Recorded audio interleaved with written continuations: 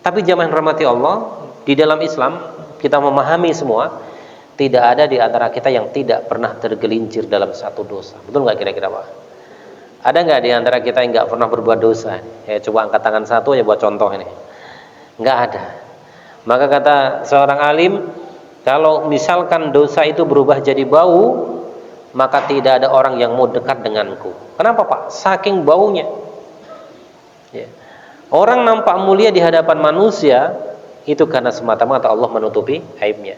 Maka di dalam hadis Arba'in, di hadis yang ke-36, mau nanti dikoreksi kalau salah, itu sampai Allah menyampaikan, barang siapa yang menutupi aib saudaranya, maka Allah akan menutupi aibnya di dunia dan di akhirat. Siapa Pak yang dimaksud saudara ini Pak? Contoh, kalau kita ada jamaah nih, ya, semua ini kan secara zahir kita rajin ke masjid, orang-orang soleh. Suatu saat, nauzubillah, suatu saat barangkali ada satu jamaah masjid tergelincir dalam satu dosa. Maka hukumnya Bapak, wajib untuk kita tidak mengumbar aibnya. Kita diam lebih selamat. Wah, ternyata begitu ya. Tiap hari ke masjid suka ngumumin pengajian, ternyata begini orangnya nih misalkan ya. Pak Agus nih, ternyata nih Pak Agus ya, buat akun status ya di WA, ternyata ya begini ya pengurus masjid akhlaknya ya, oh luar biasa. Tidak boleh Pak. Kenapa? Karena beliau nampak setiap hari nampak dalam kebaikan, maka ketika berbuat keburukan tidak boleh kita umbar keburukan itu menjadi bahan gibahan kita. Nah, lantas siapa yang wajib bahkan harus kita sampaikan ke orang lain, bahkan boleh digibah? Ketika seorang yang kejahatannya itu kalau tidak disampaikan ke orang lain, nanti orang lain akan memakan kurban. Saya ambil contoh Pak. Contohnya teman ya. Saya punya teman di kantor, beliau seorang pengajar perempuan. Itu kalau hari Jumat, kita Jumatan bapak-bapaknya, ibu ini suka ngajak dosen-dosen perempuan ini traktir makan Pak, ke rumah makan yang mewah. Mobilnya ganti-ganti terus, kadang Terios terbaru, Innova terbaru, kemudian Mobilio, pokoknya mobilnya ganti-ganti terus. Kesimpulannya Pak, ibu ini banyak duit. Suaminya kan manajer di hotel terbesar di Jakarta, hotel internasional. Terus Pak, akhirnya apa? Semakin hari semakin ibu-ibu itu pada apa? Dekat dengan dia gitu ya. Akhirnya Bapak Ibu sekalian, semua dosen itu ditawari bisnis. Dia punya bisnis limbah. Mau nggak bisnis dengan saya, investasi sekian nanti keuntungan sekian. Orang semua percaya Pak. Itu hampir semua ditawarin kecuali saya. Mungkin karena prediksi beliau, dosen agama nggak ada duitnya nih, diajak investasi juga nggak punya duit kayaknya nih. Saya nggak diajak, tapi yang lain diajak semua. Teman mau S3 150 juta diberikan. Gimana nggak tergiur Pak? Ya, penampilannya meyakinkan.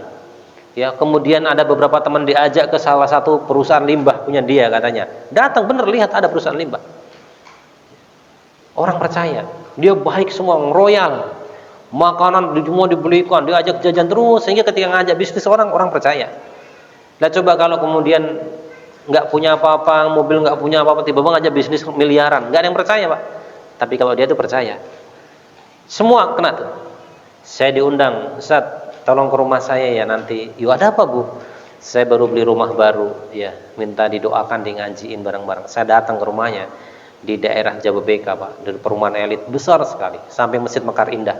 Saya biasa ngisi di situ.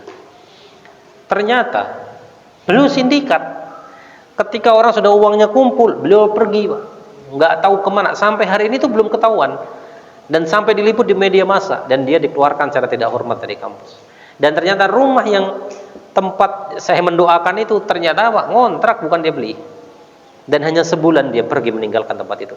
Jadi beliau bersama dengan suaminya dan bapaknya. Ibundanya nggak ikut-ikutan. Ibundanya tinggal di daerah Cianjur apa di mana itu, sebagai seorang PNS, nggak mau ikut-ikutan. Itu sudah banyak yang kena. Nah, seperti ini boleh kita sampaikan. Kenapa? Semakin hari kalau nggak kita sampaikan ke yang lain, korbannya semakin banyak. Ini nggak ketemu Pak sampai sekarang Pak. Jadi dia tuh pindah-pindah tuh. Ternyata mobil yang dia pakai itu rental, bukan punya dia.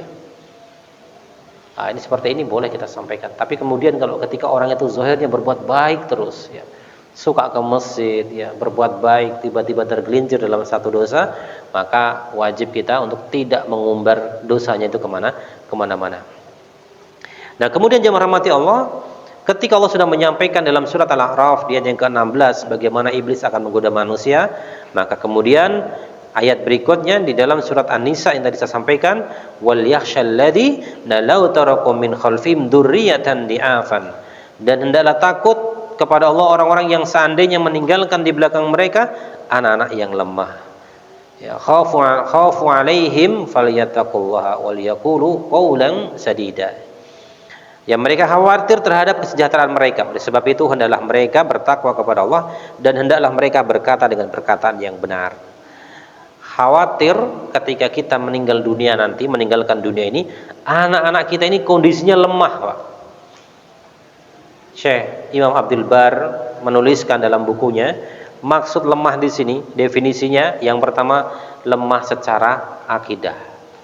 Akidah itu keyakinan. Keyakinan itu melahirkan tindakan. Kenapa bapak-bapak mau sholat 5 waktu? Ya, kenapa mau bangun subuh? Kenapa mau qiyamul lail? Barangkali ada sebagian di antara kita yang rutin mendawamkan qiyamul lail.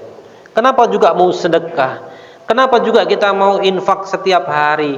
Kenapa juga kita mau rela tiap bulan gaji kita dipotong, disimpan untuk tabungan haji?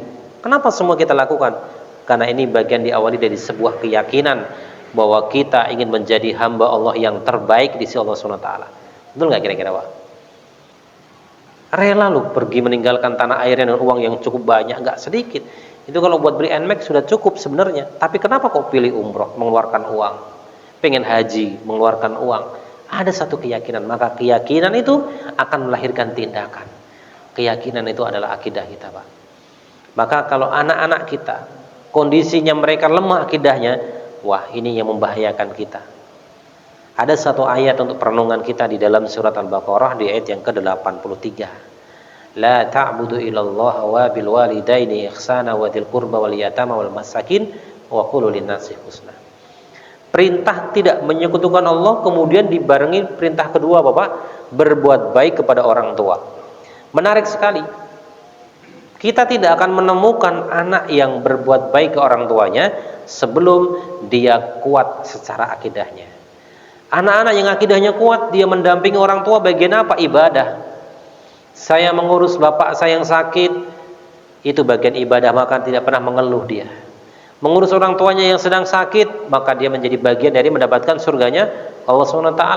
Jadi mindsetnya itu selalu orientasinya Allah SWT.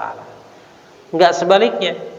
Ya, pernah saya sampaikan, bapaknya sakit keras, didatengin bawa pulpen dan kertas. Ayo Pak, tanda tangan Pak, mumpung Pak. Kira-kira kalau begitu nambah cepat apa nambah lama Pak? Ayo Pak, cepat Pak. Ya, kini tahu sendiri kalau nggak segera diselesaikan nanti. Memang barangkali mengatakan betul, biar tidak terjadi perselisihan. Tetapi coba lihat Pak, rasanya kita sebagai orang tua nyesek nggak kalau begitu Pak? Ya,